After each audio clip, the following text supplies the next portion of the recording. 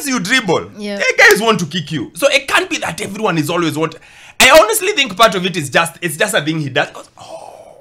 How many times do we get the argument of, oh, Saka, we're not sure he's going to be fit? Let's look back to last season. How many times were we told, oh, Saka, we're not sure, and then the next game is there? How many times? Whether it's for England or it's for Arsenal, it's almost every that game. Oh, Saka. But Wokabi, you do understand that when players are sort of unfit or not ready, maybe because of a knock here and there, they're given pills. These players, plenty of them play under medication. Starboy. And I actually think, yes, Starboy. they play under medication. Starboy. That's not what I am saying. My point is, Kwani is the only one.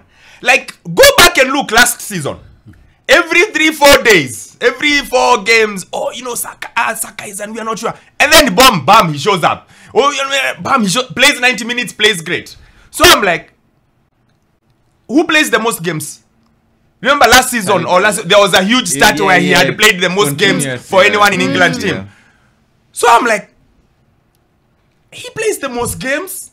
They're always telling us he's not going to play. He's always holding his calf or his knee. So I told myself, maybe it's something he does on purpose. I don't know.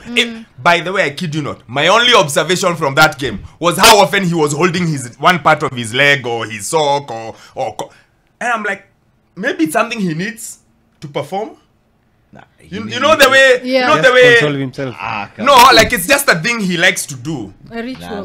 But to be fair, he actually gets hit quite often. But now, when you think about it, even from yesterday's game, when they were counter-attacking against Wolves, there was a point where he reached the box. The defender, I think it was, I don't remember the name really, but he wasn't even touched really. He was on the floor. He was touched. No, he wasn't. He was touched. When you look at it, what he did, that sort of contact, you go down immediately. You don't wait to go down a second later. I apologize for trivializing a whole conversation because all I was saying was my observation was just that Saka falls around too much. Okay. Like for someone who falls too much, he plays too many games. So maybe I trivialized the conversation. We were talking about how we saw Arsenal yesterday. Let me return the conversation to. But this, I think this is the season where Saka needs to impose himself the most. This is the season where Saka needs to make sure, because nobody really owns that Arsenal team. You can't say it's Odegaard's team. You can't say it's Saka's team. Saka's team. Let's be clear. It's Saka's team. We want to see from the get-go. We want to see from the assists. We want to see from the goals him leading from the front.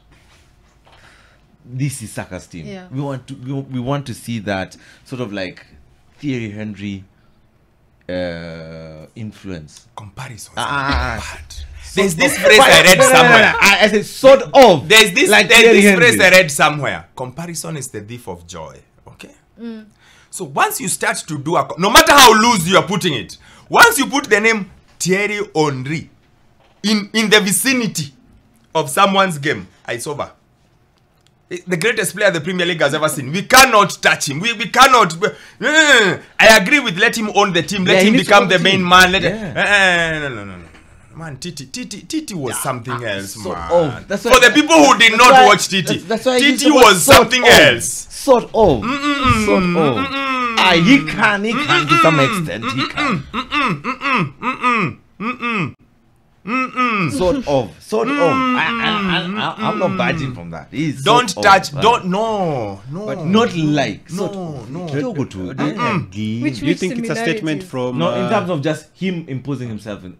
Let him just impose himself like he would impose himself. Once you bring the comparison, leave it. Leave that story. Not in terms of his playing style, but just in terms of the influence. Listen, I am saying everything that Titi did, just leave it.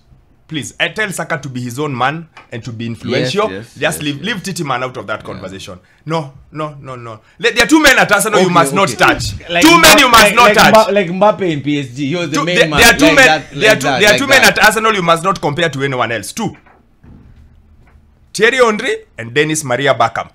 Those 2, leave them alone. Give us other examples. Those 2, leave them alone.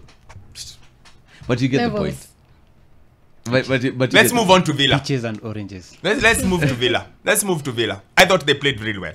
Now that's the game I watched start to end. I thought they played really well. almost look better than last season. It's just one game. Yeah. But they almost look better than... The only guy who I thought had a bit of a blip was Oli Watkins. He looked like he was still in preseason. He wasn't moving. Yes. But that Onana fella in midfield, bad man. Yeah. Bad man. Good signing. He kept Good things moving signing. quietly. Yesterday we talked about him. We talked about Douglas Luiz moving to Juventus. What sort of impact Onana is going to have, and I think we saw a glimpse of what impact he's going to have this season. And they have options. I think this is the team that is going to cause trouble in that top 4 race this season. Yeah, but they were in top 4. Yeah. I think so them being in top 4 is what they should be. Yeah, but really looking at it, I think what Unai Emery has done during this short period of time is quite phenomenal, because I think sometimes he's underappreciated, because when you look at what he does with the teams he's been with for such short periods of time, it's quite amazing. You can even see that the attacking, how he has transformed the likes of Bailey, Watkins, and now in the middle of the park there is Tielemans and Onana. I think that's quite amazing. And for them, I think yesterday's game was an understatement of what they should have gotten. They should have gotten maybe 3 or 4 goals from that game, because they had so many chances, especially that post when Bale hit the post when he was 1 against 2 against those 2 defenders. I think this team is going to cause trouble, especially to the big dogs, because these big teams, especially Arsenal, City, United and Liverpool as well, I think this team is going to cause trouble for them in the top 4 race. You know, in 2024, Arsenal has only lost once, and it was to Villa. To Aston Villa. They just look Arsenal like team that has beat Arsenal in the league this season. Yeah. I get very well coached team. So and them and West Ham are the 2 biggest spenders. So that means their squad has increased in terms of quality. And for me, top 4, they're inside. Aston Villa. Aston Villa I have them actually in my top 4. And that young man called Duran, I think he's probably now a player that I'll be watching as well. I think the players they look very, very, very well coached, and they have